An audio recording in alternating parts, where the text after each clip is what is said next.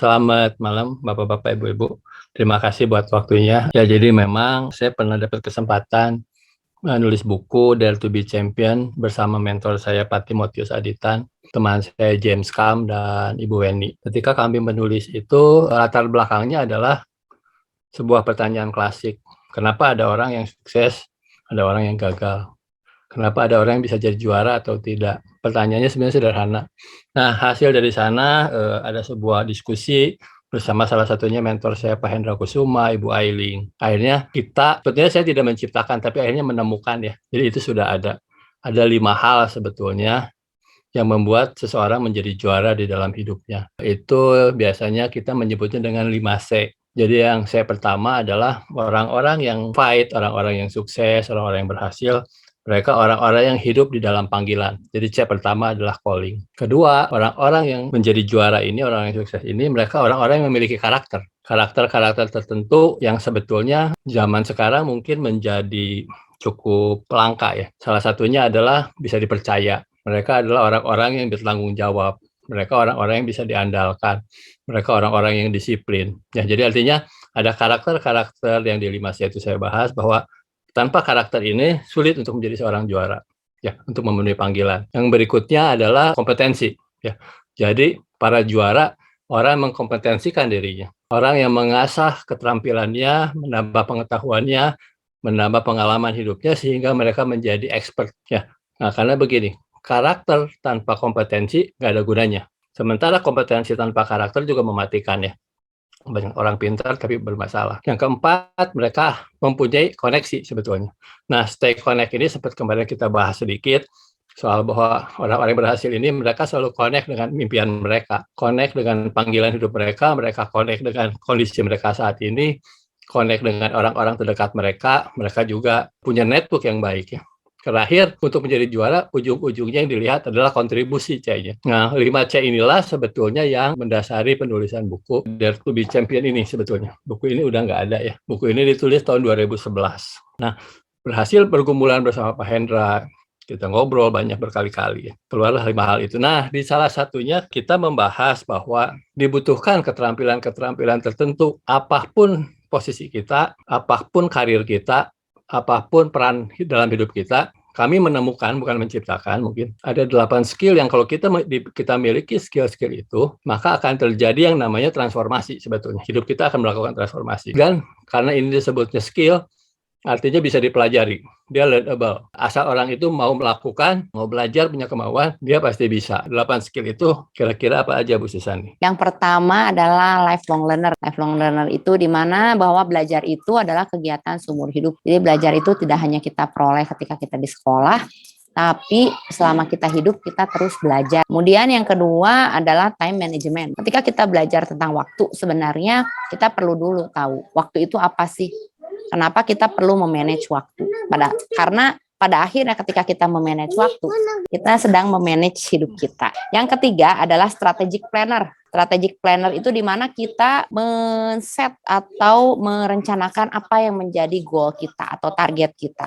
Yang keempat itu tentang financial planner. Nah, 4 hal ini ada di 8 skill yang ada di dalam internal kita. Dari 8 skill ini diharapkan kita bisa mengeluarkan hal-hal yang ke eksternal, yaitu apa? Adanya leadership, adanya communication, adanya teamwork, dan salesmanship.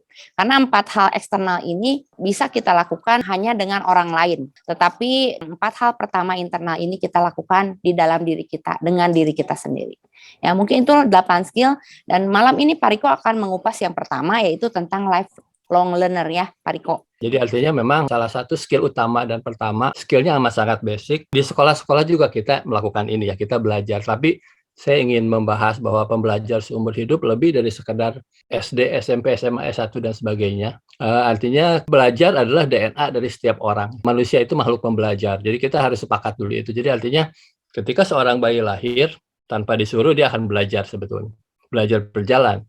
Belajar berbicara. Cuman ada di titik tertentu tiba-tiba entah kenapa kadang-kadang kita menjadi berhenti belajar. Mungkin karena merasa bahwa belajar itu cukup di sekolah, di kampus, setelah itu selesai. Atau yang kedua adalah kita merasa tidak perlu belajar lagi. Yang kedua, belajar itu lebih dari sekedar kita membaca buku ya. Jadi ketika membaca buku, mengikuti training, buat saya pribadi, Belajar bukan sekedar itu. Artinya penambahan pengetahuan belum tentu saya belajar. Belajar buat saya definisinya seperti ini. Saya disebut telah belajar ketika ada perubahan dua hal, kebiasaan dan karakter. Sebelum dua hal ini berubah, berarti saya belum belajar. Sekecil apapun perubahan karakter dan kebiasaan saya sudah belajar. Tapi ketika saya hanya menambah pengetahuan saya, menurut saya itu belum belajar. Jadi saya membaca 10 buku, tapi terus saya tidak ada kebiasaan baru, tidak ada karakter yang berubah, percuma. Mendingan satu buku, tapi itu merubah kebiasaan saya. Jadi, lifelong learner ini menjadi penting karena dia menjadi keterampilan. Keterampilan yang akan mempengaruhi 7 keterampilan sisanya. Tanpa mengerti lifelong learner menjadi sulit. Kalau orang banyak yang bilang, the more you learn, the more you earn, katanya. Dengan belajarlah kita bertumbuh, ya artinya gitu. Nah, salah satu poinnya ketika kita melihat bahwa lifelong learner ini adalah bagian dari hidup kita, artinya kita harus selalu aware bahwa belajar itu bagian yang ada di dalam diri kita. Jadi belajar bukanlah sebuah tuntutan, tapi belajar adalah sebuah kebutuhan. Nah, sebelum saya lebih jauh, mungkin ada beberapa poin. Pertama, belajar melihat. Ya, dalam batasan tertentu ini menjadi penting. Ada 4 hal ketika kita belajar sebetulnya. Pertama, belajar untuk melihat dengan berbagai perspektif yang ada. Kedua, belajar untuk melihat dengan level yang berbeda. 3, bagaimana kita mengenlarge kita pengetahuan. Dan yang keempat, kita enrich ya. Nah, saya akan bahas sedikit satu-satu. Contoh belajar perspektif sekarang mungkin lagi rame-ramenya perang nih. Rusia ketemu Ukraina. Nah, kadang-kadang kita hanya punya satu perspektif. Perspektifnya mungkin dari Ukraina saja, ya, atau dari NATO, dari Amerika yang kita bilang Rusia salah, Rusia sudah melakukan invasi, ya. Tapi kadang-kadang kalau kita melihat dari sudut perspektifnya Rusia bisa jadi berbeda. Rusia merasa terancam dengan kehadiran Ukraina masuk NATO. Artinya invasi ini benar salah akan menjadi perdebatan. Cuman maksud saya begini, seringkali kita menghakimi orang hanya dari satu perspektif. Padahal perspektif itu jamak, perspektif itu banyak. Belajar untuk melihat dari perspektif yang berbeda, seringkali ini cikal bakal kita untuk bisa saling menerima, untuk bisa melakukan sinergis. Kedua, belajar untuk melihat dari level yang berbeda. Ketika kita di sebuah pekerjaan, kita anggaplah saya sebagai seorang karyawan, saya belajar untuk melihat bagaimana cara atasan saya melihat masalah. Tapi di satu sisi saya juga harus belajar melihat bawahan saya melihat masalah. Ketika saya punya kemampuan perspektif yang berbeda, belajar, diperkaya dengan level yang ada, maka menurut saya banyak masalah, setengah masalah dari permasalahan bisa selesai. Ketiga adalah ketika kita berusaha mengenrich, ya, belajar untuk mengenrich apa yang sudah kita punya. Jadi kalau kita sudah belajar satu hal, jangan berhenti di sana. Kita perluas, kita tambahkan, tapi jangan terlalu jauh. Jadi dia masih ada hubungannya dengan core yang kita pelajari, tapi kita perluas. Yang keempat adalah enrich. Kita memperkaya. Jadi kalau contohnya peta ya. Ketika saya punya peta Bandung, enlarge artinya saya melihat Bandung dari sudut Jawa Barat. Saya perluas. Tapi ketika enrich, saya akan detailkan Bandung dengan jalan-jalannya. Ketika saya semakin detail, maka saya akan melihat permasalahan menjadi lebih baik. Saya belajar untuk terus menjadi lebih baik. Jadi belajar bukan hanya sekedar di sekolah atau bahkan membaca buku tambahan segala macam, tapi belajar untuk melihat dari sudut pandang berbeda itu menjadi salah satu poin yang penting ya. Karena menurut saya begini, belajar itu di mana-mana. Itu kita juga semua udah sepakat ya. Belajar memahami orang lain, belajar bersabar, belajar menerima diri sendiri. Nah, untuk itu sebetulnya saya ingin sedikit membawa kita kepada 4 anugerah dari Stephen Covey. Yang membedakan hewan dengan kita adalah ketika kita diberi 4 anugerah menurut Stephen Covey, yang membuat itu perbedaan. Pertama apa? Kesadaran diri. Hewan tidak punya kesadaran diri katanya. Tapi kita manusia punya kesadaran diri. Pakai kesadaran diri kita untuk melihat diri kita. Pakai kesadaran diri kita untuk mengakses sudah sejauh mana saya melihat. Makanya kalau kita belajar emotional intelligence, hal yang paling basic adalah kesadaran diri. Ketika kita bicara mau belajar mindfulness, kesadaran diri yang kita pakai. Jadi pakailah kesadaran diri kita untuk belajar. Ya, kita dengan sadar bahwa kita emang mengambil keputusan untuk belajar. Yang kedua adalah kehendak bebas. Ya, manusia punya kehendak bebas. Mungkin kalau hewan pakainya insting. Pakailah kehendak bebas kita untuk memilih hal-hal apa aja yang mau kita pelajari dalam hidup kita. Ya, jadi kehendak bebas ini menjadi penting. Ketiga adalah suara hati. pakai suara hati kita juga untuk dalam proses kita melakukan belajar. Terakhir adalah imajinasi kreatif. Pakai imajinasi kreatif kita untuk itu. Nah, menurut saya ketika kita mulai memahami bahwa lifelong learner adalah bagian yang paling esensi dari hidup kita, maka skill apapun yang lainnya harus diawali dari ini nih, kalau menurut saya. Mungkin habis ini kita bisa diskusi. Nah, sehingga pertanyaannya mungkin begini. Kapan terakhir kita belajar hal yang baru? Kadang-kadang kita lupa. Artinya gini, rutinitas menjebak kita untuk berhenti belajar. Pagi saya bekerja, pulang capek, ya makan, istirahat, nonton TV, tidur, dan itu berlanjut. Weekend saya main sama keluarga segala macam. Sehingga kita tidak punya space untuk terus belajar. Nah, pertanyaannya kapan kita belajar hal yang baru? Contoh mungkin ketika 4 tahun yang lalu, usia saya memasuki usia 50, waktu itu saya bertanya, selama setengah abad saya hidup, apa sih yang saya pelajari dari hidup saya? Saya berpikir lama, sampai akhirnya saya menemukan 3 hal. Bahwa sebetulnya harusnya kalau saya boleh mengulang, saya akan belajar 3 hal. Saya belajar untuk hidup jujur. Kedua, saya belajar untuk hidup sehat. Ketiga, saya belajar untuk hidup tertib. Ya. Kenapa? Karena menurut saya kadang-kadang karena ketiga hal inilah banyak masalah muncul dalam kehidupan saya. Nah, mungkin buat teman-teman pengalamannya berbeda. Sehingga ketika ditanya pelajaran apa yang didapat selama ini, bisa jadi berbeda. Ya, sehingga menurut saya kita harus terus secara proaktif bertanya, apa yang saya pelajari di dalam hidup saya? Bisa dalam harian, bisa dalam mingguan, bisa melakukan refleksi. Tapi maksud saya begini, jangan sampai kita terjebak bahwa belajar itu harus Zoom meeting dulu.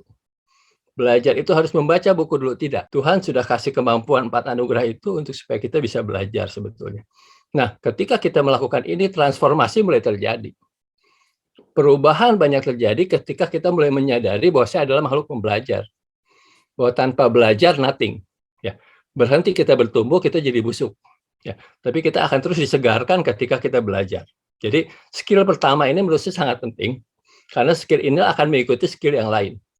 Apapun skill yang mau kita pelajari, dimulailah dengan lifelong learner. Jadi pertanyaannya, kapan terakhir kita belajar?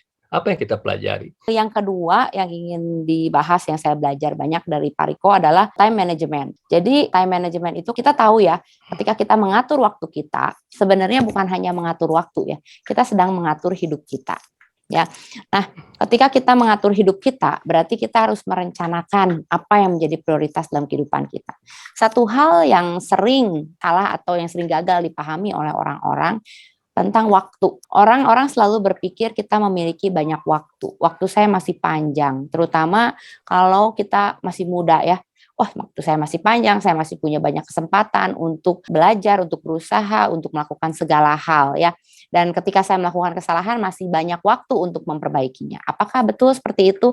Orang kadang-kadang melihat waktu itu seperti siklus ya. Senin, Selasa, Rabu, terus balik lagi ke Senin. Kembali lagi ke Senin, terus seminggu, lepas sebulan, kembali lagi, udah bulan Maret lagi, sebentar lagi udah masuk puasa, dari puasa sebentar lagi Lebaran, nggak kerasa sebentar lagi Natal, tahun baru, kemudian masuk 2023. Nanti begitu lagi, orang akan terus berpikir bahwa nanti akan ada siklus, kita ketemu lagi Januari, Februari. Padahal seharusnya kita berpikir waktu itu seperti sumbu, ya, sumbu yang dibakar, dan dia tuh akan terus habis. Ya. Dia nggak pernah kembali lagi. Senin yang sama dengan kemarin tidak akan pernah kembali. Jumat yang sama dengan hari ini tidak akan pernah kembali.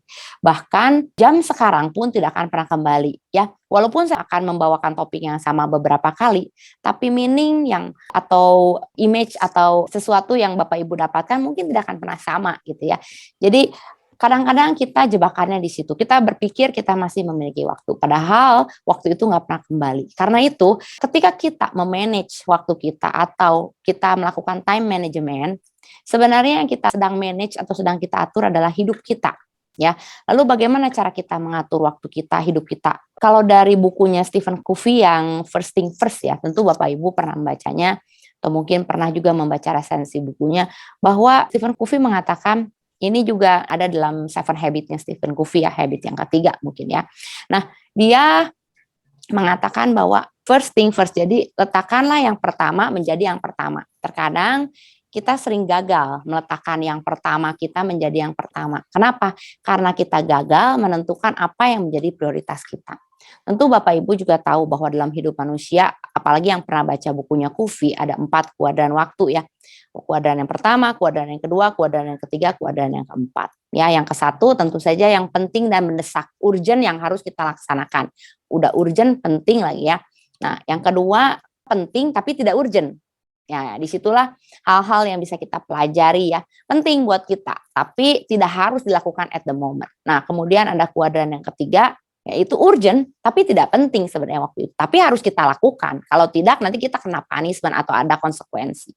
Nah, yang keempat, tidak penting dan tidak urgent. Kita mempelajari materi ini ya, atau saya belajar ya Pak Riko, terus saya coba membuat. Setelah saya runut-runut, jangan-jangan ya, time management saya ada yang salah. Ini testimoni saya ya. Ketika saya lihat-lihat, wah jangan-jangan banyak yang salah, ternyata hidup saya tidak efektif. Kenapa? Karena banyak saya melakukan pekerjaan yang ada di kuadran 4, udah tidak penting, tidak mendesak, saya lakukan gitu ya. Sementara yang sebenarnya prioritas saya tinggalkan. Nah, karena itu kita perlu merencanakan apa yang menjadi prioritas kita. Kita cek dulu apa sih yang menjadi prioritas kita. Bagaimana sih cara kita menentukan prioritas kita? Prioritas kita itu berdasarkan atau bisa kita mulai dari apa pusat hidup kita. Apa sih yang menjadi center dari kehidupan kita? Ya, apa pusat kehidupan kita nih? Kalau dalam bukunya Covey itu menyebutkan utara yang benar ya. Nah, apa pusat hidup saya nih? Apakah uang atau hubungan? Apakah teman atau keuntungan? Apakah keluarga atau pekerjaan? Apakah Tuhan atau komunitas? Nah, itu yang akan mempengaruhi kita ketika kita merencanakan prioritas kita. Di mana kita meletakkan semua aktivitas kita itu dalam kuadran-kuadran yang kita punya. Dan dalam menentukan prioritas, saya juga belajar bahwa kita memerlukan kedewasaan di situ. Karena ketika kita dewasa, maka kita akan mempunyai pertimbangan. Untuk menjadi dewasa, kita memerlukan pertimbangan ya, dan juga keberanian. Karena ketika kita punya pertimbangan tapi nggak punya keberanian, kita banyak berpikir tapi tidak mengerjakan apa-apa, kita nggak ngerjain apa-apa ya, nol. Tapi ketika kita berani tanpa pertimbangan, itu namanya nekat ya. Nah, kita juga perlu menyeimbangkan antara pertimbangan dan keberanian. Di mana ada keseimbangan, itulah di situ ada kedewasaan. Ketika kita menentukan prioritas, itu bukan soal benar atau salah ya, tapi apa yang menjadi prioritas hidup saya. Prioritas hidup saya dengan prioritas hidup Pak Riko mungkin berbeda ya. Prioritas hidup Pak Riko dengan Pak Hendra mungkin berbeda. Dengan Bapak Ibu yang ada di sini juga mungkin berbeda. Kita sendiri yang tahu. Lalu bagaimana kita menentukan prioritas? Tadi Pak Riko mengatakan tentang hati nurani. Ya. Coba kita bertanyalah dengan hati nurani kita. Ya, apa yang menjadi prioritas hidup kita? Dan yang kedua, saya belajar kita memiliki hikmat.